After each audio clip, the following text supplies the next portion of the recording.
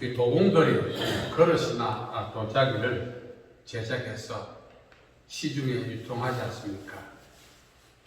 중요한 사실은 그 유통 과정이 험난하다는 것입니다.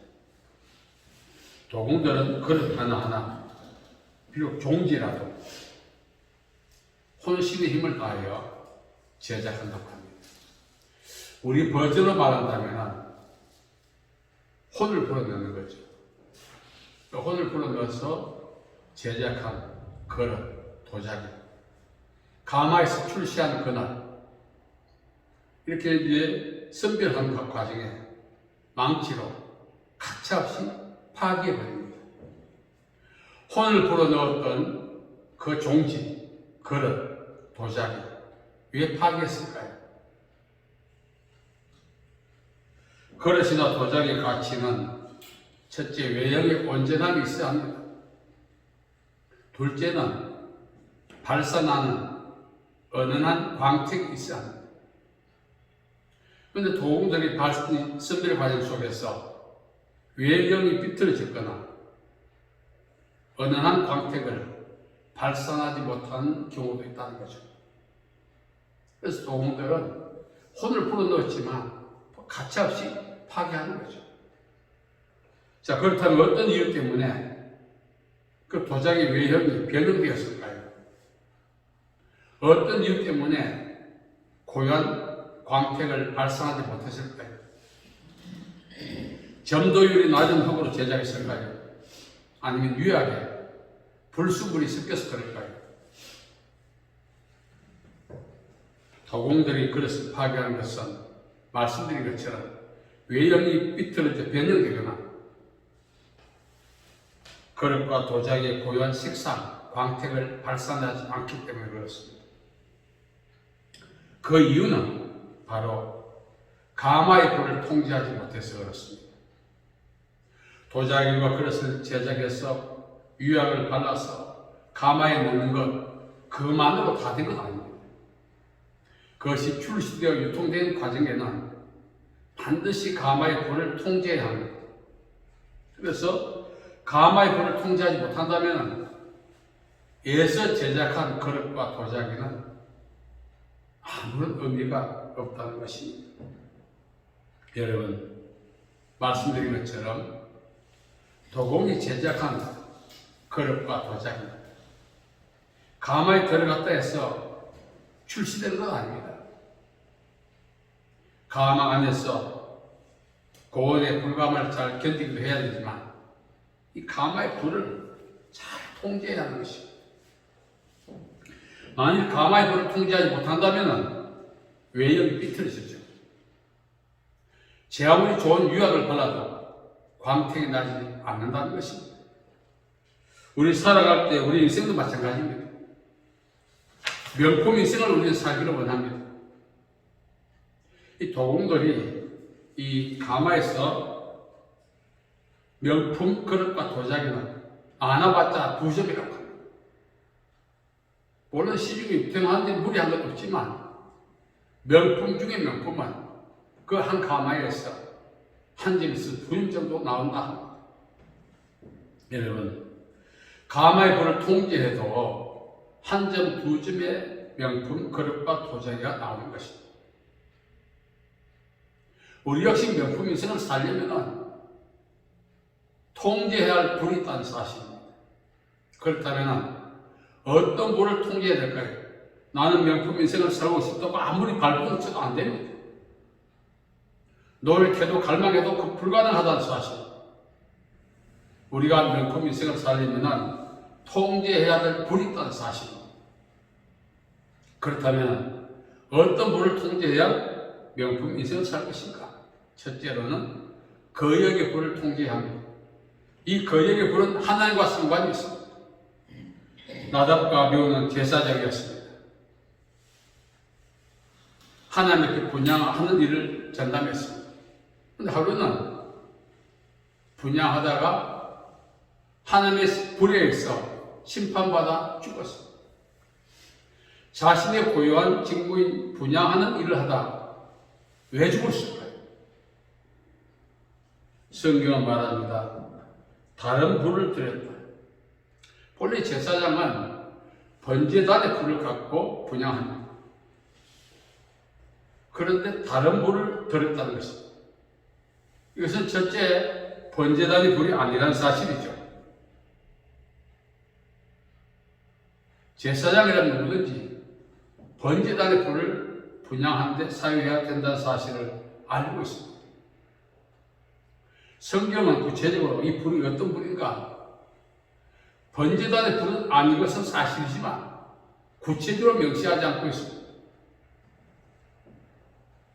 자, 그렇다면 우리 번제를 해석하면 어떻게 해석해야 될까요? 하나님의 방법이 아닌 다른 방법, 하나님의 힘이 아닌 다른 힘, 하나님을 숨기는 사람들이 반드시 갖춰야 할 조건은 하나님의 능력과 방법입니다.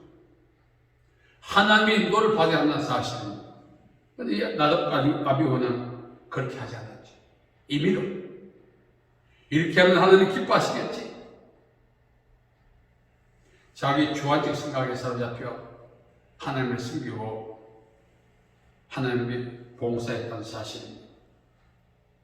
봉사와 숨김은 중요합니다. 그러나 임의적인 봉사와 숨김은 아무런 가치가 없는 거죠.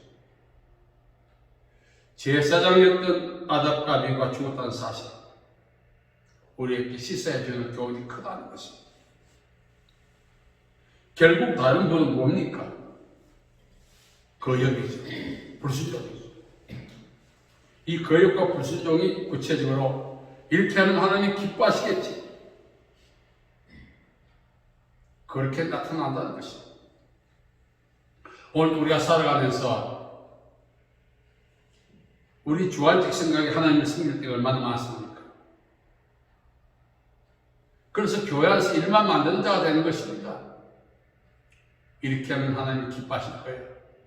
자기 주관적 생각에 사로잡혀서 하나님을 섬기는 무리들이 오늘 교회 안에 얼마나 많이 모릅니다. 다른 불을 들릴 수가 없다는 것입니다.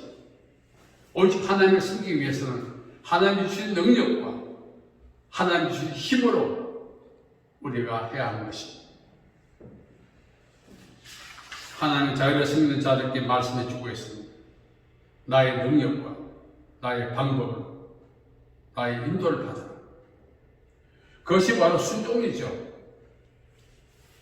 성경은 말합니다. 순종이 제사보다 낫다고. 우리 하나님의 뜻대로 살아가는 것이 일천번제보다도 더 중요하다는 사실입니다.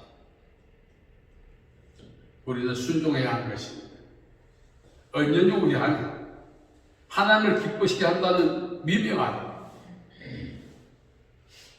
우리의 힘과 방법으로 일을 만들 때가 참 많지 않습니다.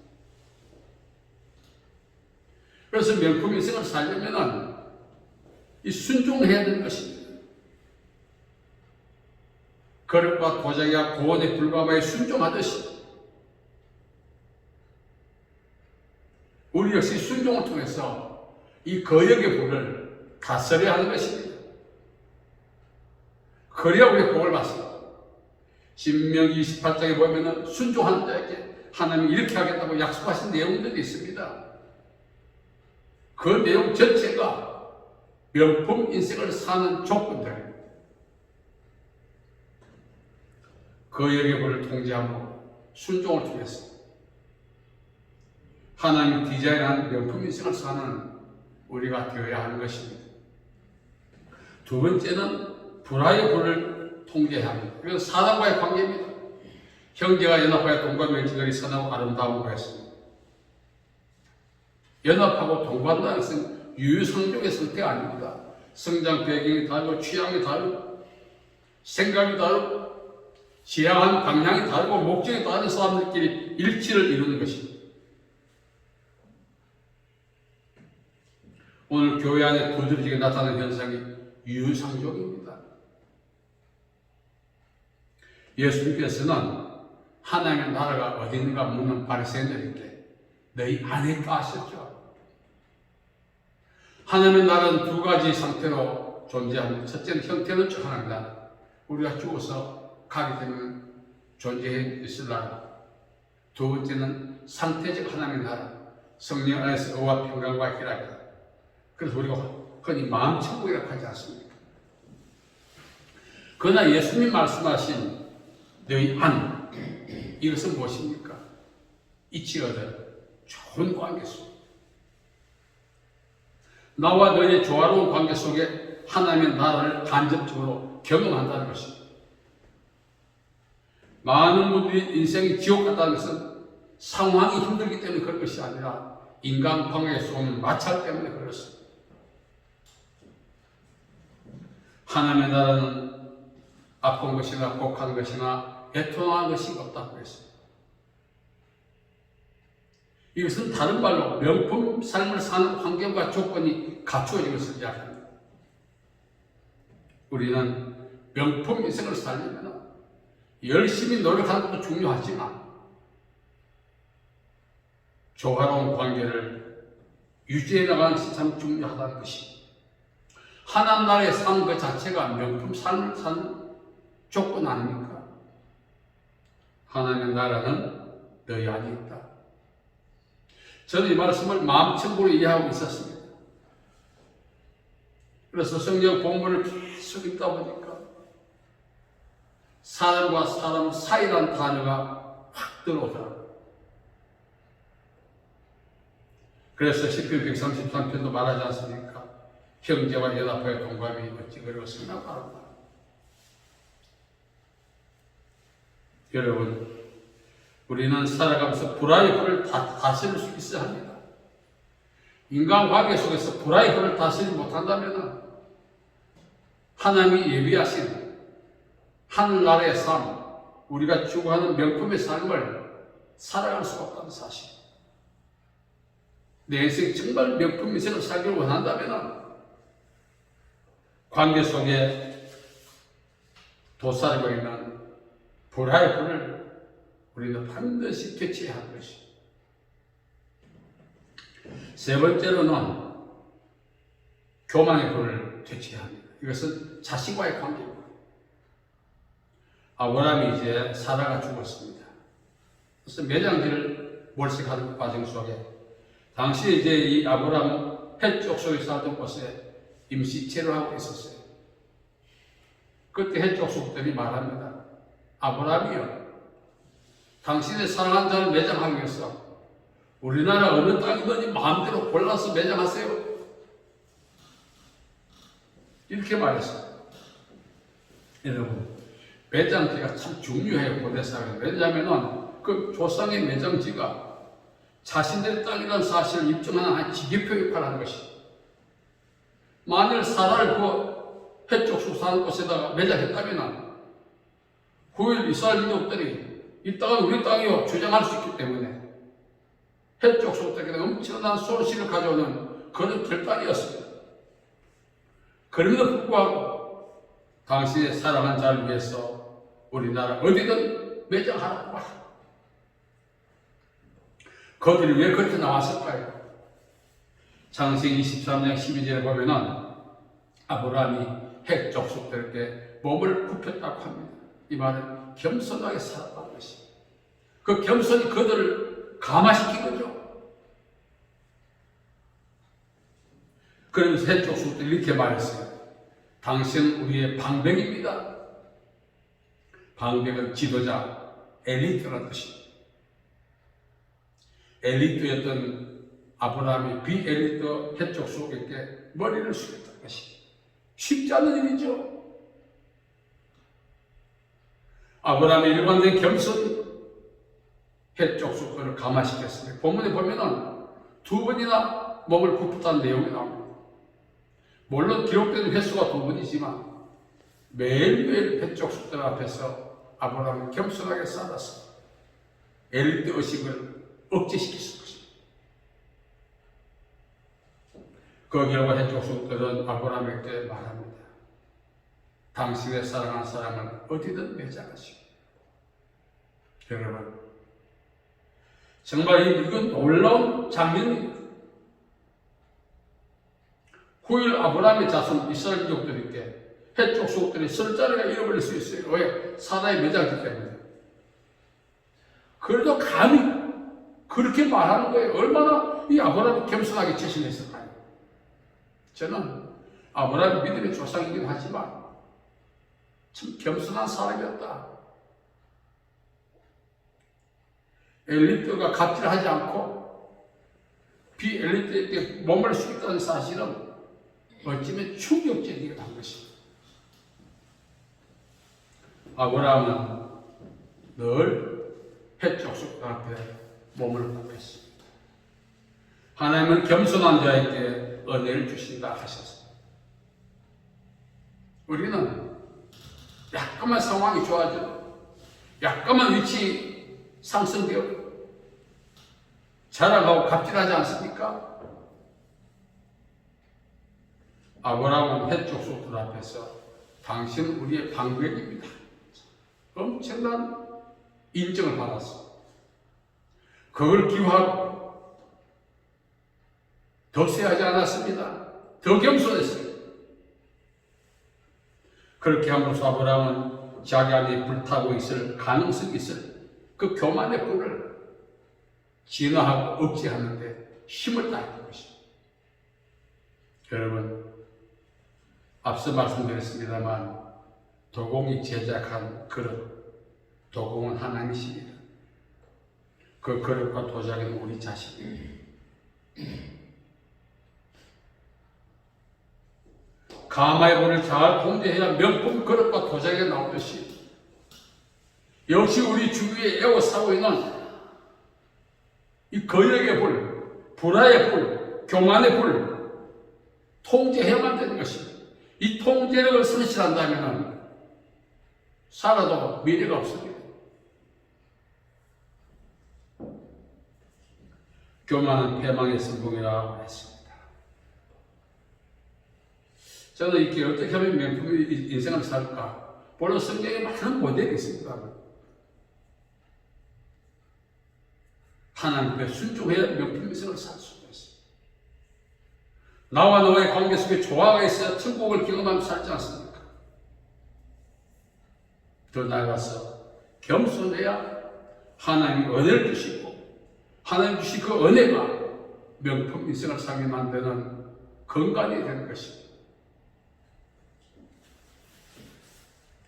오늘 우리의 인생을 살펴보면서 저도 참 지금까지 거역의 불을 통제하지 못하고 살아왔습니다. 걸핏하면 공신거리고 걸핏하면 불순종하고 인생을 돌아보니 지금은 진저리가 칠 정도로 후회스럽습니다. 불화의 불도 진화하지 못했어요. 이에는 이, 눈에는 눈.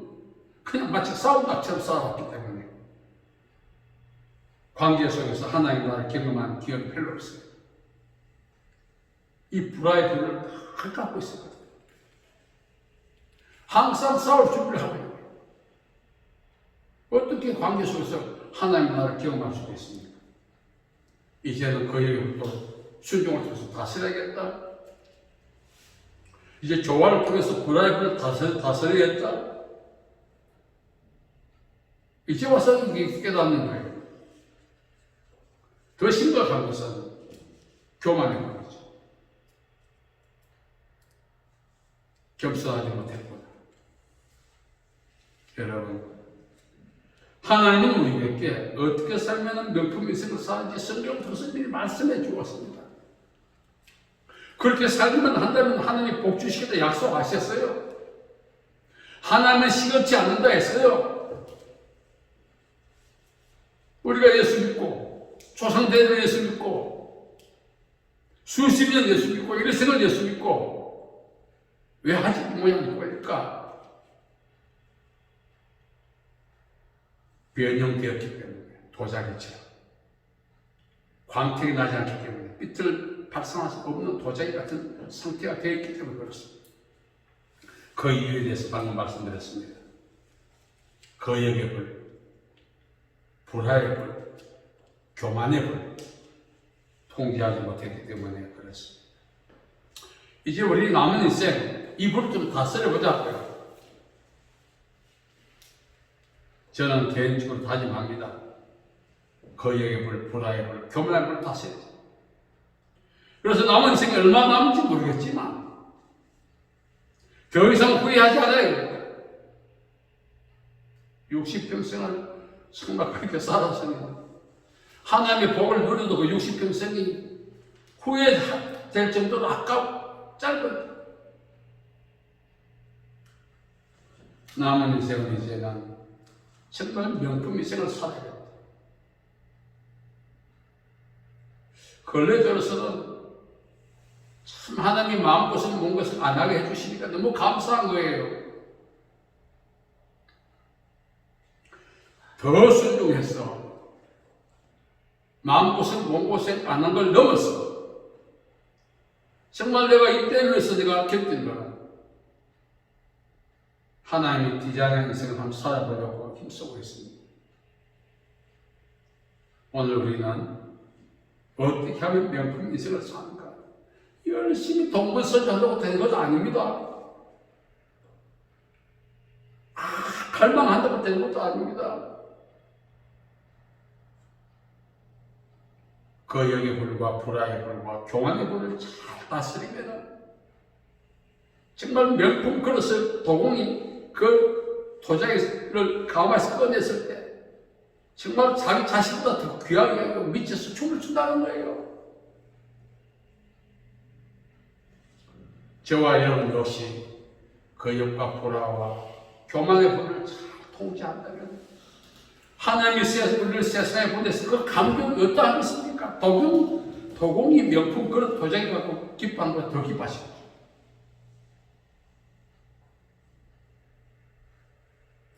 저는 상상도 해봅니다. 도공이 명품 그릇 나와서 들고 얼마나 눈물을 흘리지 않겠어요? 기뻐 막 춤추지 않겠어요? 역시 하나님께서도 저와 여러분이 교만의 불, 불화의 불, 거역의 불을 잘 통제하고 하나님 우리에게 약속하신 명품 인생을 살 수 있는 기회와 환경을 주시기를 기뻐하실 것입니다. 그러한 축복이 저와 여러분 남은 인생에 함께하기를 간절히 바랍니다. 살아계신 아버지 하나님 은혜와 자비를 감사합니다. 오늘까지 우리가 마음고생, 몸고생 면할 수 없었던 것은 거역의 불, 불화의 불, 교만의 불을 통제하지 못했기 때문에 그렇습니다. 아버지 용서하여 주시고 이제 남은 인생 거역의 불, 불화의 불, 교만의 불을 통제하며 살기를 원하오니 은혜를 더하여 주옵소서. 예수님의 이름으로 기도하옵나이다. 아멘.